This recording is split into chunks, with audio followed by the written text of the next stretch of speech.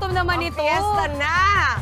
Pambihira. Saan magsisimula? Yun ang Diba? tanong. Dito, sa Ayan side na. na to.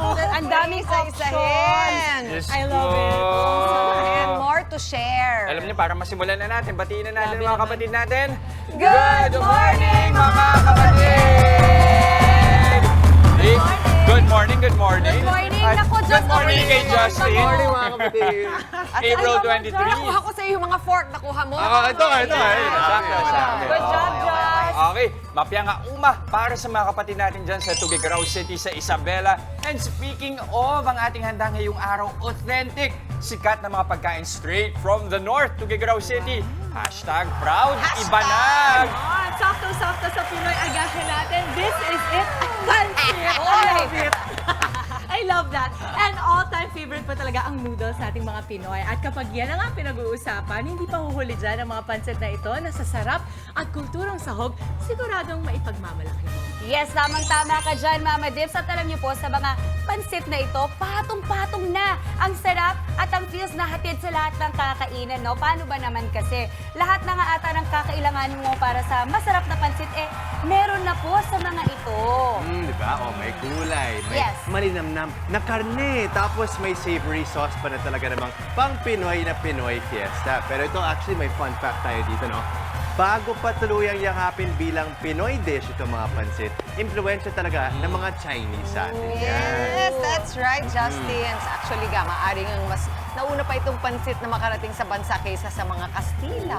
Ganun katagal na. Dahil nga, di ba, sa mga Chinese tradesman na naunang nakipag-trade, barter dito sa mga ninuno natin. Yun, ang layo na ng pinanggalingan ng ating history ng pansit. Ang galing. Pero, mas curious ako sa bentahe ng pansit batil, patong at pansit kabagan na ito.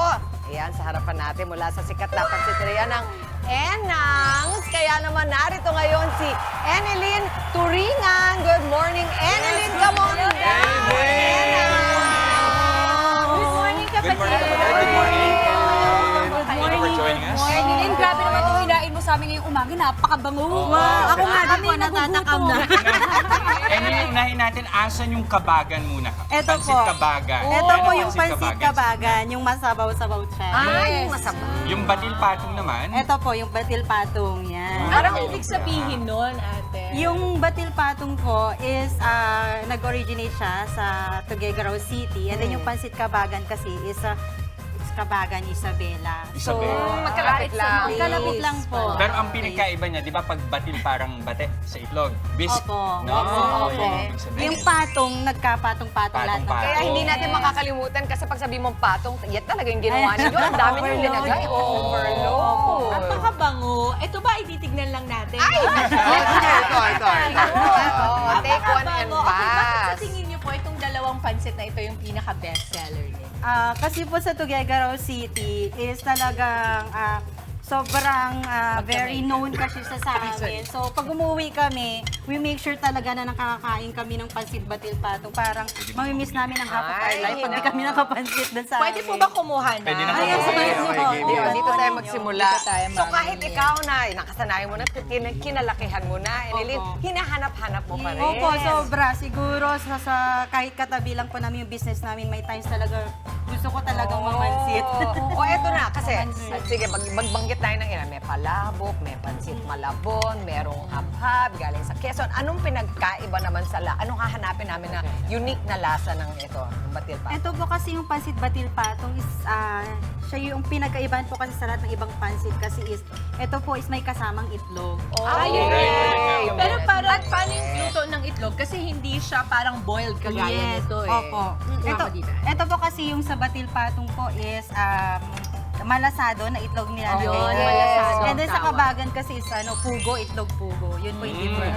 Ma'am, napansin ko po dito sa isa nating pansit, may toge din. Ayun. At may Napansin ko rin. meron ding atay. Tama po Opo, ba itong mga... overload po yan na toppings Wow. talaga. Overload. Okay. Bakit po masabaw? Ano yung Ang sabaw? kabagan, Anong oo. base ng kabagan?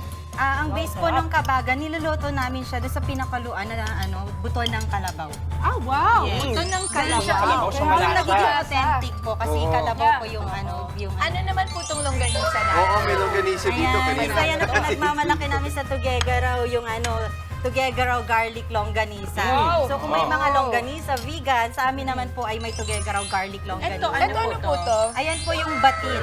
Yan, yung pinakuluan ng buto ng kalabaw na binatin yung itlog. Saan po ilalagay yan? Saan po nilalagay Ayan yan? po is sariling parang soup nyo lang po yan. Kung gusto mo lang gusto mo humigop lang. ng Yes. sabaw. Okay. Tapos syempre, ito po yung sausawan ng... Ito po, yung sausawan ng pansit batil pan. Longganisa. At taste. Pwede pala Okay. yun. Ayun ang At tinuturo ko taste po siya. Masarap po siya pag nilagyan mo siya ng sibuyas. Anong meron siya? So, sibuyas. Sibuyas, tapos meron siyang kalamansi, tapos sili. Kung Ayun, mahilig yung ka sa sili sarap. talaga. Ayun, Ay, si naku, Mami Mami. Chida. Dalawa na lang yung sili. Masinin niyo yung plato ni Mami Chiki. Hindi siya talagang sili. Yung sa Nauna yung na, kay Mami nauna na. Chiki, sili na nilagyan ng pansit. Yung sili talaga nagdadala para sa kanya. Tsaka ma'am, ito po, lumpia ba to? Yes po, homemade po yan na lumpia Shanghai. Is this our classic lumpia Yes, Shanghai? very classic Okay, po. our Parang classic. Pinoy na Pinoy style po talaga niya. Unti-unti na ba nagiging popular yung batil patong saka yung isa pa yung kabagan, ano? Sa Opo, mga opo. pansit. Kasi kadalasan pag pansit, ang sikat sa atin, mga galing nukban o yung mga nakasanayan natin, pansit malabon, palabok.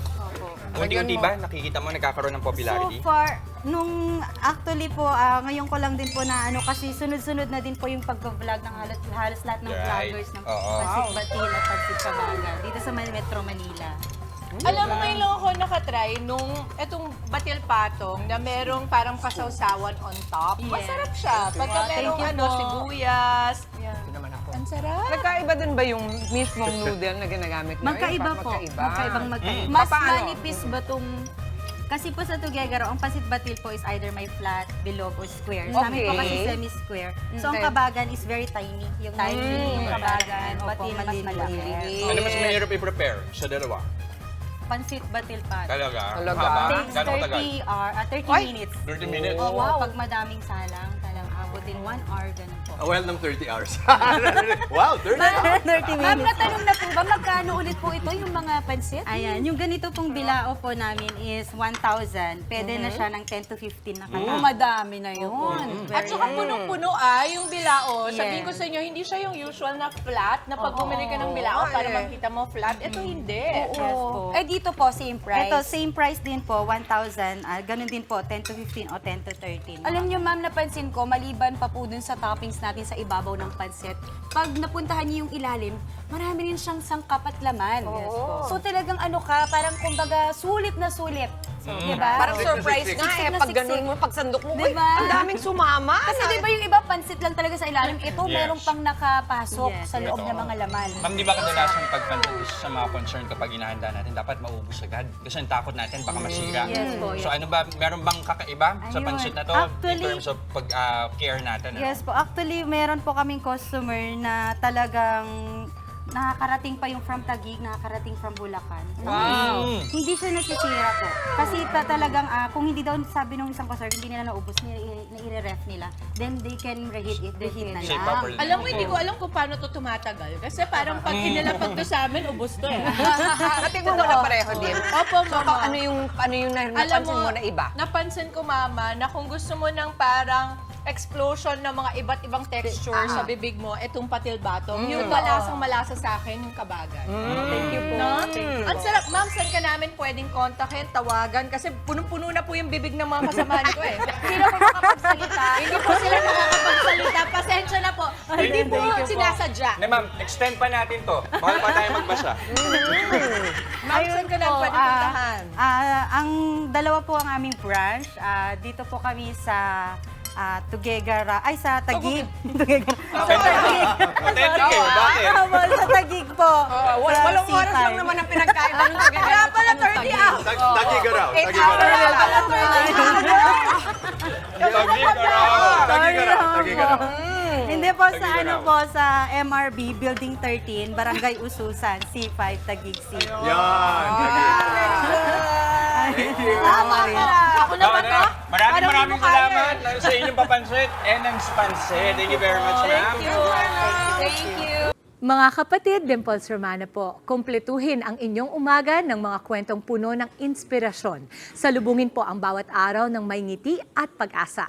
Kaya't mag-subscribe na po at mag-follow na sa aming social media pages ng News 5.